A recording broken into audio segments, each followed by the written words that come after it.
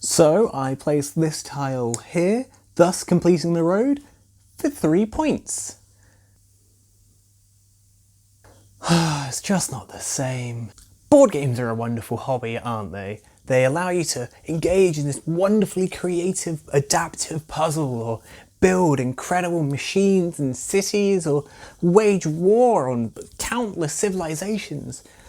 But more importantly, spend some good time with your friends. Things are understandably quite difficult. In this period of isolation, how are we meant to delight in the wonders of board games? Are we ever gonna see our friends again?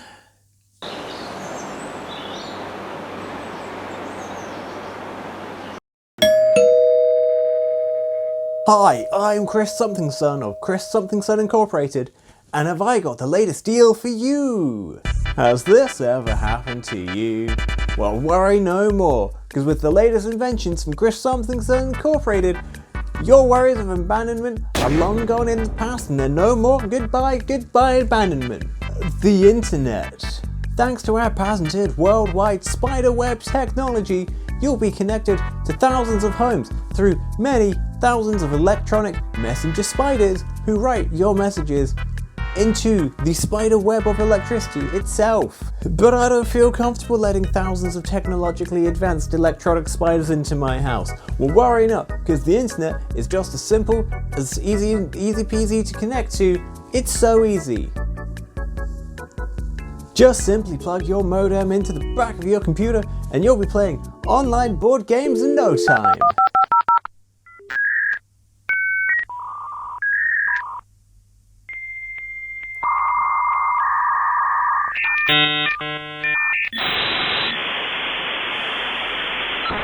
And you're connected to the internet in no time at all.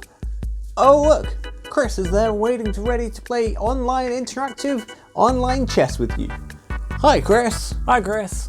Thanks to the hard-working engineers at Chris Something Son Incorporated Technologies, connecting to the internet is like opening a pipeline of board games directly into your own home.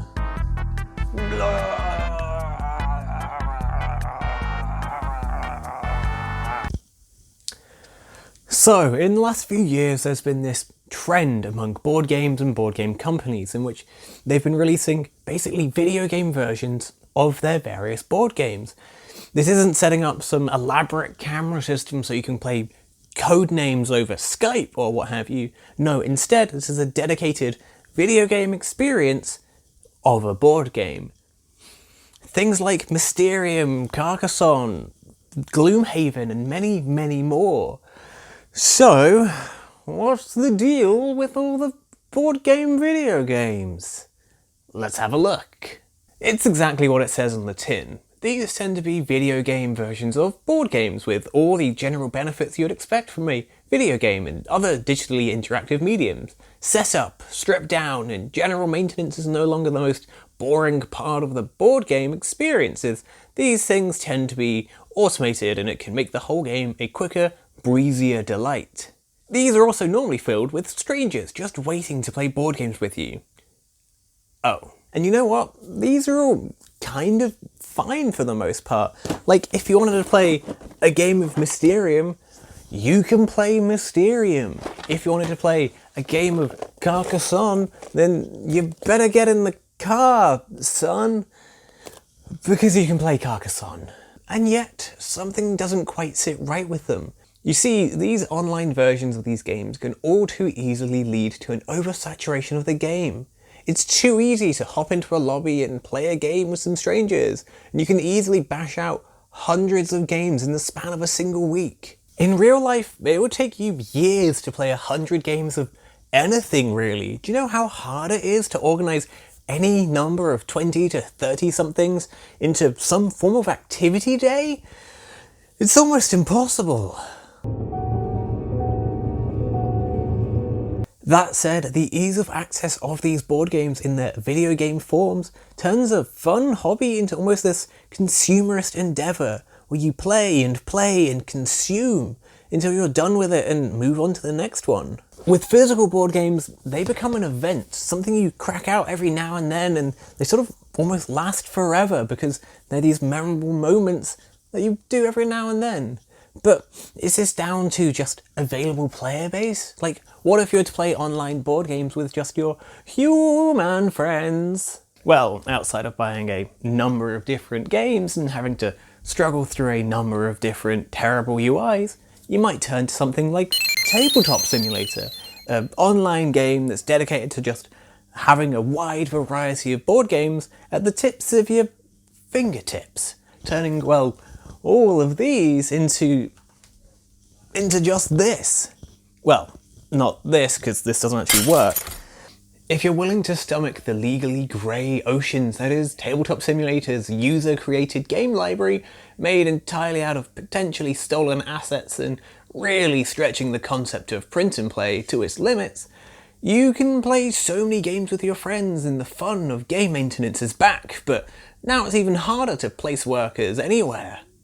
Brilliant. But you see, Tabletop Simulator's wonky UI that feels like you're trying to pilot two jet planes at the same time kinda highlights a major issue with a lot of these online versions of board games. And this may just be a me thing, but it's the tactility. Like, feeling the game pieces is part of the experience. Rubbing the cards between your hands. Ooh, feeling the weight as you place down a piece. And stepping on a rogue game piece that fell off the table. Ouch. You're not interacting with, well, the board game itself. A piece of finely crafted wonder where if you listen close enough you can still hear the screams of the creator's soul from each and every piece. It feels more like you're just interacting with an interactive electronic puzzle with your friends. The screen manages to remove you just enough from the experience that it abstracts the entire board game into something as simple as, well, a video game. Not to mention that you might be on some kind of voice call app, but you kind of lose that wonderful feeling as you see the look on your friend's face as you pull off the inevitable betrayal that you've been working towards for so long. Or the intense stares as you just desperately hope that someone understands what a card is meant to mean. But then you also have the wonders of pen and paper RPGs, and thanks to a vast series of podcasts and online video series that have kind of made these things, repopularized them, everyone wants to play Dungeons and Dragons, or some form of equivalent. And it's super easy to set something like this up, thanks to, well, the fact that they just require nothing more than pen and paper. Or computer and online web PDF. You can easily go on some grand adventure with your friends from across the globe, all from the comfort of being in your pants, and no one will know. Could an experience be any better? Well, yes, because you see, in a room, a real room, there's this inherent sense of energy as you bounce off one another and you just keep going forward through your combined wonderful experience and chemistry. And you only really ever get this in person in an actual human room. If you're going through some kind of voice chat app, such as like Discord or Zoom, you still get this to some extent. But the issue being is everyone's kind of worried about talking over one another, and it just kind of turns into this weird moment of basically stilted, singular moments where someone will like do something entertaining, everyone laughs, then there's an awkward pause, and then someone else will continue. It just staggers the entire experience just enough that it kind of takes all momentum out of the experience, while in a normal room it's so much more easier to just read the vibes that everyone's putting down and just flow inherently and naturally. You'll still be having this wonderful grand adventure, but compared to it in person, it just almost doesn't quite add up.